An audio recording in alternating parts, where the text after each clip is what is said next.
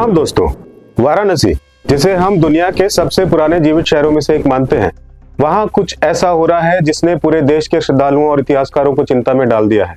एक तरफ सरकार का कहना है कि वो काशी का कायाकल्प कर रहे हैं, इसे आधुनिक बना रहे हैं, लेकिन दूसरी तरफ स्थानीय लोगों और समर्थकों का एक बड़ा वर्ग पूछ रहा है, क्या हम विकास की दौड़ में अपनी विरासत खो रहे हैं?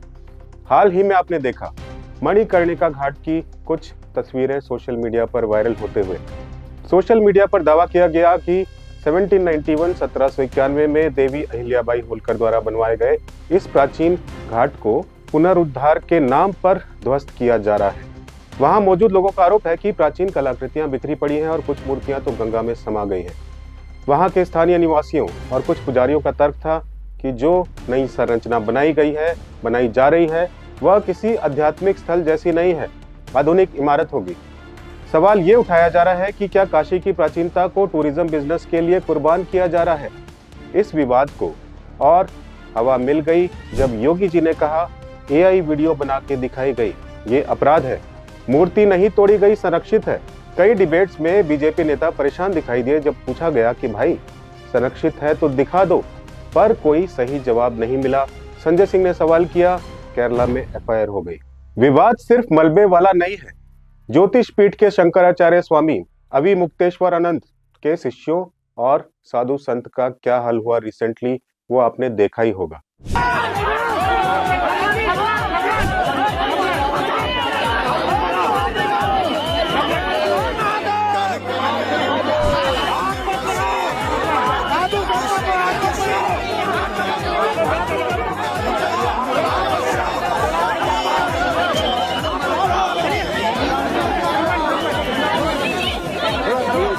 बहुत बुरी तरह नाड़ी थोड़ी मारी, जूता से कुछ ना। स्थिति तनावपूर्ण हुई। थोड़ा सरकार के खिलाफ बोलते हैं तो ये तो होना ही था, ऐसा कहना है दबे स्वर में लोगों का। सवाल ये है कि जो लोग खुद को धर्म का रक्षक बताते हैं वे ही संतों के निशाने पर क्यों हैं? इसी बीच प्रधानमंत्री मोदी का एक हालिया बयान भी चर्चा में रहा। जर्मन चांसलर के साथ साबरमती रिवर फ्रंट पर पतंग उड़ाने के बाद उन्होंने रामायण और महाभारत जैसे ग्रंथों को माइथोलॉजी कहकर संबोधित किया और सुझाव दिया कि इन्हें वीडियो गेम्स में बदला जाना चाहिए ताकि एक बड़ा बिजनेस मॉडल तैयार हो सके। रामायण है, महाभारत है, बहुत कुछ है। क्या हम उसमें गेमिंग की दुनिया में ले जा सकते हैं इन चीजों को? पूरी दुनिया में गेमिंग एक बहुत बड़ा मार्केट है। हमारे हनुमान जी पूरी दुनिया की गेमिंग को चला सकते हैं। आलोचकों और कुछ धार्मिक संस्थाओं का ये मानना है कि जिसे करोड़ों लोग अपना इतिहास मानते हैं, उसे माइथोलॉजी कहना उसकी आस्था को ठेस पहुंचाता है। क्या हमारी संस्कृति अब केवल प्रोडक्ट बनकर रह गई है? रामायण, महाभारत, क्या इन्हें गेमिंग की दुनिया में ले जाया जा सकता है? गेमिंग एक बहुत बड़ा वैश्विक बाजार है और अपने आराध्य को, देवी देवताओं को आप कौन से गेम के कैरेक्टर में देख पाओगे? ये सवाल आपसे है। हर अंत अलग होता है गेम्स में। इस कल्पना का आधार हमें तो समझ नहीं आया, अपार्ट फ्रॉम कमाई। बाकी आपको आया हो तो कमेंट कीजिएगा जरूर। ये सुन के कुछ याद आता है आपको? आगे याद दिलाते हैं। पहले एक इंटरेस्टिंग एक्सपेरिमेंट करते हैं। चलो 1 मिनट के लिए मान लीजिए यही स्टेटमेंट शाहरुख खान ने दी होती तो क्या होता? थोड़ा फ्लैशबैक में चलते हैं। वो दिन याद है ना आपको? धर्मगुरु से लेकर पॉलिटिशियंस सब लग गए थे पीछे। देशद्रोही, देखो बांग्लादेश का खिलाड़ी खरीद लिया आईपीएल में, जबकि कोई रूल रेगुलेशन शाहरुख खान ने नहीं बनाया था। ऑक्शन में भी वो नहीं लाए थे किसी को। अब कुछ अहम सवाल। बीसीसीआई के अध्यक्ष रहे काफी समय, इंडियन ऑफ द ईयर ये रह चुके हैं।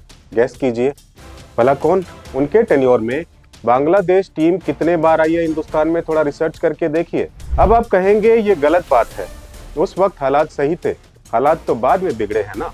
तो आपको जरा बता दे, जब आईपीएल का ऑक्शन हुआ था हालात नहीं बिगड़े थे, उसके बाद बिगड़े हैं। चलो छोड़ो उसको भी, इनके पिताजी गुस्सा करेंगे। अब उससे भी कड़वा सवाल, और हम इससे कोई विचारधारा प्रकट नहीं कर रहे हैं, हमें कृपा करके भक्त एंटी भक्त की कैटेगरी से दूर ही रखिएगा। हम सिर्फ ये कहना चाहते हैं कि जब आप पॉलिटिशियंस की जवाबदेही जब तक तय नहीं करेंगे, यही चलता रहेगा। तो कड़वा सवाल ये है कि बांग्लादेश की प्रधानमंत्री शेख हसीना को शरण किसने दी थी? आप इस बारे में क्या कहेंगे? सस्ती पब्लिसिटी और आपको मूर्ख बनाना दोनों काम आसानी से साध लिए जाते हैं और कुछ अनपढ़ सो कॉल्ड धर्मगुरु भी इस काम में शिद्दत से लगे हैं। खुद कभी पढ़ाई लिखाई नहीं की, दूसरों को ज्ञान देते हैं। कैंसर का ट्रीटमेंट गौमूत्र से करने का दावा करने वाले खुद बीमार पड़ने पर डॉक्टर की मदद लेते हैं। संस्कृत और इंग्लिश तो छोड़ो, हिंदी तक ठीक से नहीं बोल सकते, बात वेद की करते हैं। और तो और रावण से भी बात कर लेते हैं फोन पे, और हनुमान जी का फोन नंबर भी है उनके पास। एक बार हमारी रावण से बात हुई, फोन कॉल पर। अब ये मत पूछना कि नंबर क्या था। एक बार हमारी रावण से बात हुई, हमने कहा क्यों दशानंद जी माय डियर कैसे हो? और उन्होंने कहा हेलो बागेश्वर वाले बोल रहे हैं। हम कहा जी, हम कहा भैया कैसे हो? हमने बुंदेली में बात करी, तो रावण ने भी हमसे बुंदेली में बात की। हम तो ठीक है भैया, हद तो जा हो गई कि साउंड में फटर फटर हो गो। हमने कहा भाई साहब, अब ऐसे लोग हमारे देशवासियों का क्या करेंगे? किस दिशा में जा रहे हो? कभी सोचने की कोशिश की है आपने? अगर विपक्ष के किसी नेता ने यही बात की हुई होती तो क्या होता? चलिए कुछ याद दिलाते हैं आपको। साल 2007 जब केंद्र में कांग्रेस के नेतृत्व वाली यूपीए सरकार थी, एक विवाद हुआ था। इस विवाद का मुख्य कारण सेतु समुद्रम परियोजना के संबंध में सुप्रीम कोर्ट में दायर किया गया एक हलफनामा यानी कि एफिडेविट था। भारतीय पुरातत्व सर्वेक्षण ने सुप्रीम कोर्ट में एक हलफनामा यानी कि एफिडेविट दायर किया था, जिसमें कहा गया था कि इस बात के कोई ऐतिहासिक प्रमाण नहीं है कि भगवान राम ने राम सेतु का निर्माण किया था। हलफनामे में रामायण के पात्रों और घटनाओं को ऐतिहासिक घटनाओं के बजाय पौराणिक कथाओं यानी कि माइथोलॉजी और साहित्य का हिस्सा बताया गया था।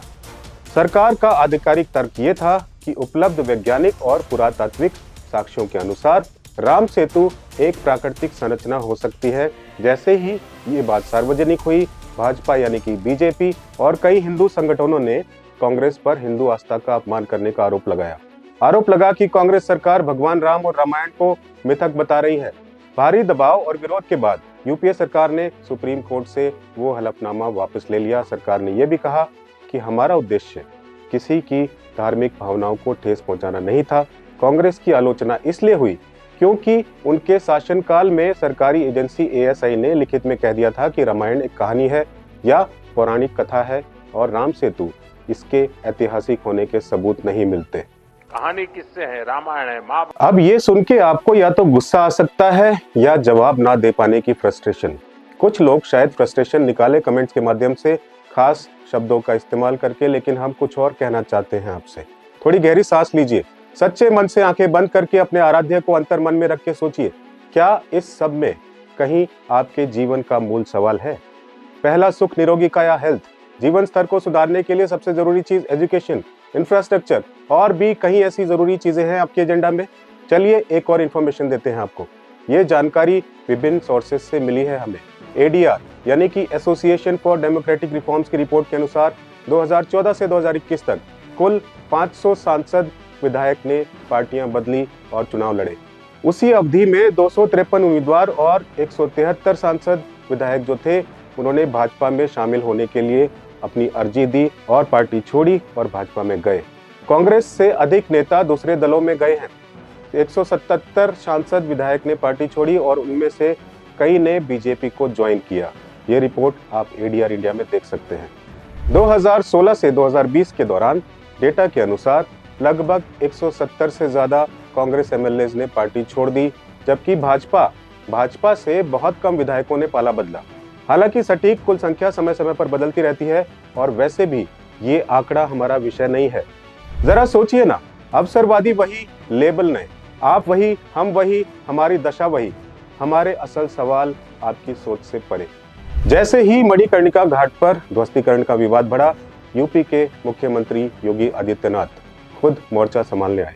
उन्होंने एक लंबी प्रेस कॉन्फ्रेंस की और सरकार का पक्ष रखा। उनका दावा है कि मंदिर तोड़े जाने की जो खबरें हैं पूरी तरीके से आधारहीन हैं और झूठ है। जो वीडियो सोशल मीडिया पर वायरल हो रहे हैं वो एआई जनरेटेड या फेक हो सकते हैं। रानी अहिल्याबाई होलकर की प्रतिमा को लेकर सरकार का कहना है कि वो पूरी तरह से सुरक्षित है और जीर्णोद्वार के बाद उसे बड़ी भव्य तरीके से स्थापित किया जाएगा, लेकिन कोई दिखा नहीं रहा कि कहाँ रखा गया है सुरक्षित। मुख्यमंत्री ये जरूर कहते हैं सीधे तौर पर विपक्ष विशेषकर कांग्रेस को कि वे सनातन धर्म की भावनाओं के साथ खिलवाड़ कर रहे हैं और इस दुष्प्रचार के खिलाफ सख्त कानूनी कार्रवाई की जाएगी। विपक्ष और स्थानीय प्रदर्शनकारियों का तर्क है कि अगर प्रतिमा सुरक्षित है तो उसे सार्वजनिक रूप से दिखाया क्यों नहीं जा रहा। होलकर परिवार की मांग है कि उन वायरल वीडियोस की फोरेंसिक जांच होनी चाहिए ताकि दूध का दूध और पानी का पानी हो सके। एबीपी न्यूज पर संदीप चौधरी ने कहा है कि ये वीडियो बिल्कुल भी एआई वाली नहीं है। उन्होंने अपने रिपोर्टर से खुद इसकी जांच कराई है। ये वीडियो ओरिजिनल है। कितनी अजीब बात है ना। आज की टेक्निक, आज के युग की इस दुनिया में भी चीजें इतनी छुपी हुई कैसे हो सकती है और सच और झूठ के बीच फर्क करना मुश्किल होता जा रहा है। ये कैसे पॉसिबल है जानते हैं क्यों? क्योंकि लोकतंत्र का चौथा स्तंभ आजकल किसी और ही प्रक्रिया में व्यस्त है। आपको याद होगा अरावली के मुद्दे पर क्या हुआ था। काफी विरोध हुआ, किंतु इन्हें देखिए। दिल्ली में रहने वाले भी इंसान हैं, वो भी टैक्स देते हैं। उन्होंने क्या कसूर किया कि वो जहरीली हवा में सांस लेने को मजबूर है? उन्होंने क्या गुनाह किया कि दिल्ली में रहने वालों की उम्र 10 साल कम हो गई है? इसका जवाब केजरीवाल को देना होगा। दिल्ली की आकृति एक कटोरी की तरह है जो 3 तरफ से अरावली की पहाड़ियों से घिरी है। इसीलिए प्रदूषित हवा दिल्ली में कैद हो जाती है, बाहर नहीं निकल पाती। डिस्ट्रक्शन एंड जस्टिफिकेशन, कुछ समझ आया आपको? और सुनिए, आपके टैक्स के पैसे से 15 करोड़ का पैकेज पाने वाले इनको तो आप अच्छे से जानते हैं, जो डॉलर के रेट बढ़ने का फायदा समझाते हैं कार्यक्रम में। रुपए के गिरने के अगर नुकसान है तो कुछ फायदे भी हैं। कमजोर रुपए से अब भारत की निर्यात क्षमता बढ़ेगी। निर्यातक जिस प्रोडक्ट पर 74 रुपए का मूल्य पहले पा रहे थे, उसके लिए अब उन्हें 80 रुपए का मूल्य मिलेगा। विभिन्न मीडिया रिपोर्ट्स और न्यूज लॉन्ड्री के अनुसार सुधीर चौधरी की company Esprit productions private limited और प्रसार भारती के बीच सालाना 15 करोड़ प्लस जीएसटी का करार हुआ है। इस अनुबंधन में सालाना 10% की बढ़ोतरी एस्केलेशन क्लॉज का भी प्रावधान शामिल है। अब ये कुछ और कहते हैं, जबकि मोदी जी कुछ और कहते थे प्रधानमंत्री बनने से पहले। ये ऐसे नहीं होता मित्रों, मैं शासन में बैठा हूं, मुझे मालूम है इस प्रकार से रुपया इतनी तेजी से गिर नहीं सकता। अरे ये नेपाल का रुपया नहीं गिरता है, बांग्लादेश की करेंसी नहीं गिरती है, पाकिस्तान की करेंसी नहीं गिरती, श्रीलंका की करेंसी नहीं गिरती। क्या कारण है हिंदुस्तान का रुपया पतला होता जा रहा है? दोस्तों, हमारा मकसद किसी की कमाई पे नजर डालना नहीं है। सबको हक है, ब्रांड वैल्यू है, बिजनेस भी है, किंतु आपके टैक्स के पैसे से आपको क्या परोसा गया ये भी तो देखिए जरा। और हम प्रधानमंत्री जी के उस वक्त के विजन को भी अच्छा मानते हैं और उस प्रक्रिया में कोई अच्छा रिजल्ट निकला होता तो सराहनीय होता। लेकिन आप कहाँ हैं? आपको जवाबदेही से कुछ लेना देना नहीं है। पुरानी बातें आज भी कितनी प्रासंगिक है। किरदार बदले हैं, सवाल वही है। आजकल दिल्ली पर ब्लैक मैजिक वालों का कब्जा है। ब्लैक मैजिक हुआ है, सब गायब हो गया है, सब गायब हो गया। जिन्होंने नौजवानों के रोजगार गायब कर दिए, जिन्होंने देश का कोयला गायब कर दिया, जिन्होंने बिजली गायब कर दी, तिजोरी गायब कर दी, तो ये ब्लैक मैजिक से ज्यादा अच्छा है ये जादूगरी। अब शायद मैजिक किसी और कलर का होगा, हमें नहीं पता।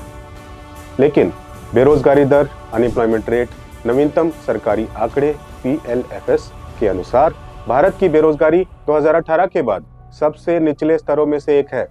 बिजनेस टुडे का कहना है कि अप्रैल 2025 के मासिक पीएलएफएस डेटा में 15 से 29 आयु वर्ग के लोगों में बेरोजगारी लगभग 13.8% तक आंकी गई है।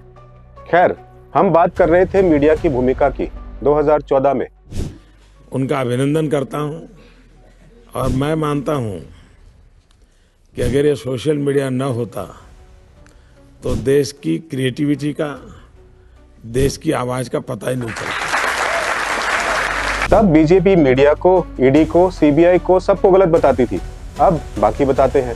ईडी क्या काम करती है इलेक्शंस के वक्त, ये भी आप जानते हैं, किंतु खेमे में बट के या तो खुश होते हैं या दुखी होते हैं। दोस्तों, जिनको हम चुन के भेजते हैं उनको सेवक की भूमिका में होना चाहिए था।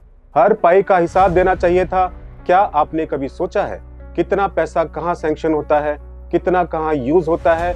किसी चीज का कोई हिसाब या ट्रांसपेरेंसी होना चाहिए कि नहीं? किसी चीज का कोई हिसाब या ट्रांसपेरेंसी किसी भी सरकार में बन पाई? 80 करोड़ को फ्री राशन, सरकारी हॉस्पिटल की दशा, सरकारी स्कूलों की दशा, क्या प्राइवेट हॉस्पिटल्स और स्कूल्स की तरह हो पाएगी? अरे आप तो ये तक नहीं सोचते आंगन के बाहर बहती नाली कैसे ठीक होगी। केवल जाति, धर्म और ना जाने कौन कौन से ब्रेन वॉशेस करवा के वोट देते हैं। या हमें इस बात की चिंता है फलाना मुख्यमंत्री बनेगा या वो प्रधानमंत्री बनेंगे, लेकिन हम इसके एवज में 543 लोग जिन्हें आप चुनकर भेजते हैं, उनका स्टैंडर्ड कौन तय करेगा? उनके किए गए वादों का हिसाब कौन मांगेगा? देश की अर्थव्यवस्था का आपको कतई नहीं सोचना, बस डमरू बजा दो, आप खुश। हम इस बात की टेंशन खूब लेते हैं कि कुर्सी पर कौन बैठेगा, लेकिन हम इस बात की टेंशन नहीं लेते कि हमारे गांव की सड़क कब बनेगी। हैरानी तो इस बात की है कि अब हमारे लिए सामान्य बात है, बिल्कुल नॉर्मल, जब कोई नेता अरबों की प्रॉपर्टी बना के उसको जस्टिफाई भी कर लेता है, हम उसको नॉर्मल मानते हैं। जिस दिन आप भक्त और एंटी भक्त बनना छोड़कर नागरिक की तरह बिहेव करना शुरू करेंगे, जिस दिन आप जाति पाति के बजाय काम पर सवाल पूछेंगे, परिवर्तन आना शुरू हो जाएगा। याद रखिएगा दोस्तों, इतिहास के पन्नों को पलटो तो एक कड़वा सच हमेशा लिखा होता है हर जगह पर। जब जब धर्म को सत्ता की सीढ़ी बनाया गया, तब तब मुल्क जो है बर्बादी की ढलान पर उतरा है। पाकिस्तान से लेकर अफगानिस्तान और ईरान तक की तस्वीरें गवाह है कि जब राजनीति रोटी और रोजगार के बजाय स्वर्ग और नरक के नाम पर लड़ी जाती है, तो संस्थाएं ढह जाती है और कट्टरता की आग में देश का भविष्य जो है भस्म हो जाता है। मध्यकालीन यूरोप ने दशकों तक अपनों का खून बहाकर यह सीखा कि तरक्की का रास्ता चर्च से नहीं, चर्च की चौखट से नहीं, बल्कि संविधान की शक्ति से होकर गुजरता है। याद रखिए, धर्म एक व्यक्ति का निजी सुकून हो सकता है, लेकिन वो सरकार का संविधान नहीं हो सकता। धर्म जब नैतिकता सिखाता है तो समाज जुड़ता है, लेकिन जब वही धर्म राजनीति का हथियार बनता है तो देश बांटता है। नेताओं का काम मंदिर या मस्जिद के रास्ते तय करना नहीं, बल्कि स्कूल, अस्पताल और सड़कों के जरिए एक बेहतर आज का निर्माण करना है, क्योंकि अंत में कोई भी देश सिर्फ अपनी प्रार्थनाओं से नहीं, बल्कि अपनी नीतियों से महान बनता है। तय हमें करना है, हमें इतिहास से सबक लेना है या खुद इतिहास का एक और बुरा उदाहरण बनना है। मजहब नहीं सिखाता आपस में बैर करना, बशर्ते मजहब को सियासत की मेज से दूर रखा जाए। मंदिर भी तुम्हारा है, मस्जिद भी तुम्हारी है, मगर ये भूख और बेरोजगारी हम सबकी बीमारी है। मत बनाओ मजहब जात पात को सियासत का मोहरा। तुम मुल्क को बचा लो, मुल्क को बचाने की जिम्मेदारी अब तुम्हारी है। प्रणाम।